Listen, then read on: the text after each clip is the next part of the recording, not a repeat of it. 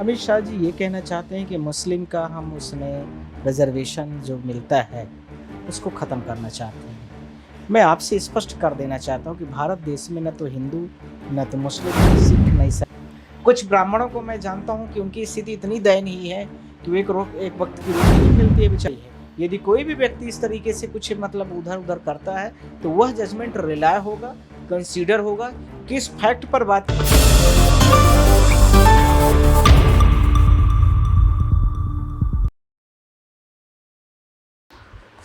नमस्कार, मैं राकेश मोहन सिंह और आप देख रहे हैं प्रजाहित।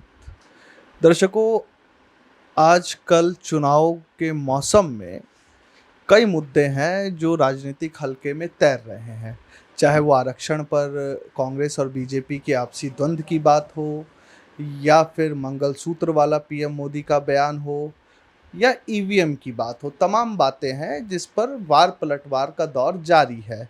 लेकिन ये सभी मामले कहीं ना कहीं कोर्ट में थे, या कोर्ट में है, या इस पर याचिका रद्द हो चुकी है।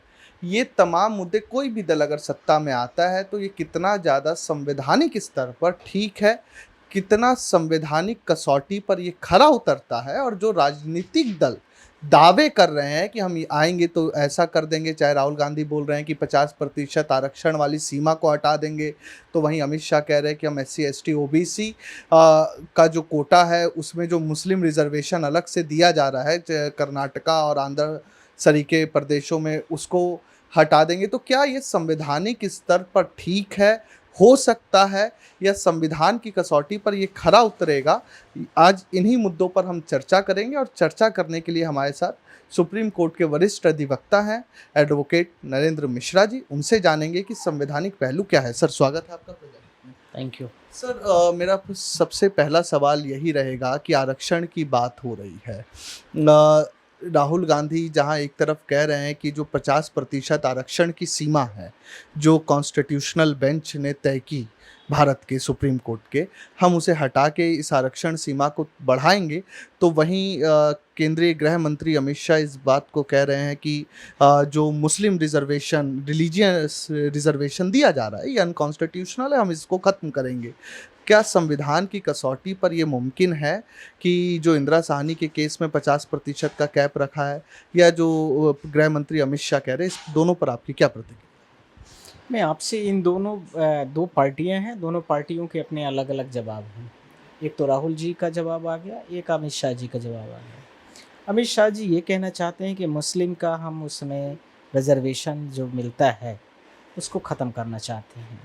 मैं आपसे स्पष्ट कर देना चाहता हूँ कि भारत देश में न तो हिंदू, न तो मुस्लिम, न तो सिख, न ईसाई, इसको लेकर के बात नहीं होती है। भारत का एक स्टैंडर्ड पैरामीटर बनाया गया है।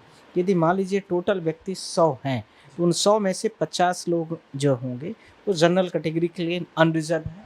50 लोग जो होंगे उस 50 में से एक कैटेगरी OBC बना दी गई, एक कैटेगरी ST SC बना दी गई, ST और एक SC बना दी गई।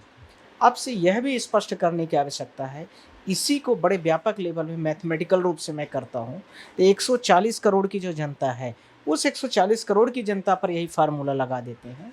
तो उसमें से जनरल कैटेगरी, फिर इसके साथ में ST मतलब OBC, और फिर उसके बाद ST, फिर SC आ जाता है। यहाँ पर हमें यह करने की आवश्यकता नहीं है जो अमित शाह जी कह रहे हैं कि हम मुस्लिम का ये कर देंगे, कोटा ख़त्म कर देंगे। मुस्लिम तो OBC में आया है, मुस्लिम में भी अपर कास्ट होता है, मुस्लिम में भी ST SC कास्ट होता है। इसी प्रकार से ब्राह्मण जो होता है, मान लीजिए जनरल कैटेगरी में कहने के लिए, गरीबी रेखा में वह भी आता है। कुछ ब्राह्मणों को मैं जानता हूँ कि उनकी स्थिति इतनी दयनीय है कि वो एक वक्त की रोटी नहीं मिलती है बेचारों को, तो उनको किस कैटेगरी में लाएंगे। पर वहीं इसके रिपल्स में अपोजिट में बोलना चाहता हूँ कि कुछ मान लीजिए ST SC या OBC का कोई व्यक्ति IAS ऑफिसर है, तो फिर उसको कहाँ लेने की ज़रूरत है। तो ये सब अपने यहाँ पे कंट्रोडिक्शन है। ये जो अभी अमित शाह जी बोल रहे हैं कि हम इसको मुस्लिम से हटा देंगे, तो वो गलत बात है। कोई भी इस प्रकार से चीज़ों को इंटरप्रेट नहीं कर सकता, न ही कुछ ऐसा करने की ऐसी चीज़ें हो सकती हैं, न कोई संभव है। हाँ, अब वो पार्लियामेंट में नए तरीके से चीज़ें करते हैं, या इंदिरा साहनी वाला जो जजमेंट आपने रिलाय किया है उसमें 50% मैक्सिमम ही रिजर्वेशन की बात की गई है। यदि कोई भी व्यक्ति इस तरीके से कुछ उधर उधर करता है तो वह जजमेंट रिलाय होगा, कंसीडर होगा, किस फैक्ट पर बात की गई है, किस स्पेशल राज्य की बात की जा रही है, क्योंकि भारत देश की जो कॉन्स्टिट्यूशन है उसमें कुछ राज्य रिजर्व करके रखे गए हैं जो एसटी के लिए हैं, शेड्यूल ट्राइब्स के लिए हैं। जैसे झारखंड को स्पेशल राज्य का दर्जा उसको बोला जाता है, उसको कुछ चीज़ों पर रिलाय किया जाता है। पर वो किस बिंदुओं पर बात किए हैं, आपने जो राहुल जी का स्टेटमेंट बोला है वो किन किन बिंदुओं पर बात कही गई, कहाँ कहा गया है, यह आपने स्पष्ट तरीके से नहीं बताया है। तो ये चीज़ ध्यान देने की आवश्यकता है कि क्या वो किसी स्पेसिफिक राज्य के लिए बोल रहे हैं या कहीं और पर बात करने की आवश्यकता है। पर यह भी आवश्यकता है कि सुप्रीम कोर्ट का जो जजमेंट है इंद्रेश साहनी वाला वो हमेशा अप्लाइड रहे।